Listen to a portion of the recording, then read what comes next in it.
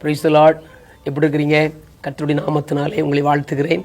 கர்த்தர் தாமே இந்த கால வேளையில் உங்களை ஆசீர்வதிப்பாராக, உங்களோடு பேசுவாராக. பரிசுத்த ஆவியானவருக்கு இடம் கொடுத்து, பரிசுத்த ஆவியானவர் என்னோடு பேச வேண்டும் என்று சொல்லி விருப்பத்தோடு இந்த வார்த்தைகளை கேளுங்கள்.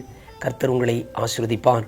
ஒரு வசனத்தை வாசிக்கிறேன். 2 சாமுவேல் 22 அதிகாரம் 49 முதல் பாகம். அவரே என் சத்துருக்களுக்கு என்னை விலக்கி விடுவிக்கிறவர். நம்முடைய சத்துருக்களுக்கு நம்மை விலக்கி விடுவிக்கிறவர் நம்முடைய தேவனாகிய கர்த்தர். ஒருவேளை நம்முடைய மாம்ச பலத்தினால் சில காரியங்களை செய்யலாம். நமக்கு சில நண்பர்கள் இருக்கலாம், நமக்கு சில பெரியவர்கள் இருக்கலாம், நமக்கு உதவி செய்யும்படி ஒருவேளை ஐஸ்வர்யவான்களோ இல்லாவிட்டால் தலைவர்களோ யாரோ ஒருவர் இருக்கலாம். ஆனால் எல்லாவற்றுக்கும் மேலாக நம்முடைய சொந்த பந்தங்களுக்கு மேலாக, குடும்பத்தாருக்கு மேலாக, உடன் பிறந்தவர்களுக்கு மேலாக நம்முடைய ஆண்டவராகிய தேவன்தான் நம்முடைய சத்துருக்களுக்கு நம்மை விலக்கி விடுவிக்கிறவர். சங்கீதக்காரன் தாவீதினுடைய வாழ்க்கையில் இதுதான் நடந்தது. அவனுக்கு எத்தனையோ நண்பர்கள் இருந்தார்கள், உதவி செய்கிறதற்கு ஒரு கூட்ட மக்கள் அவனுக்கு இருந்தார்கள்.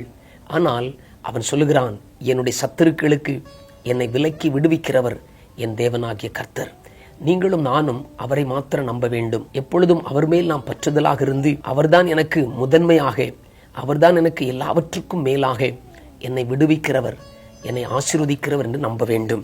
அப்படி நாம் நம்பும் பொழுது நம்முடைய சத்துருக்கள் யாரென்றும் நாம் அடையாளம் கண்டு கொள்ள முடியும்.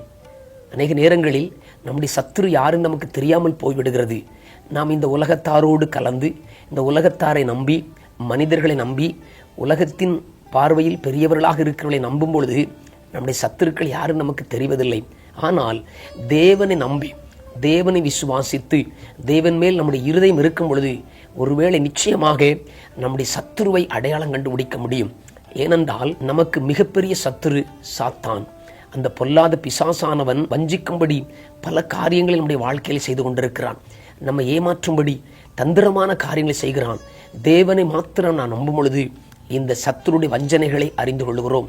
இந்த பிசாசின் வல்லமைகளை புரிந்து கொண்டு அவனுடைய சதி திட்டங்களை அறிந்து நம்முடைய தேவனுடைய பலத்தினால், நம்முடைய தேவனாலே நாம் வெற்றி பெறுகிறோம்.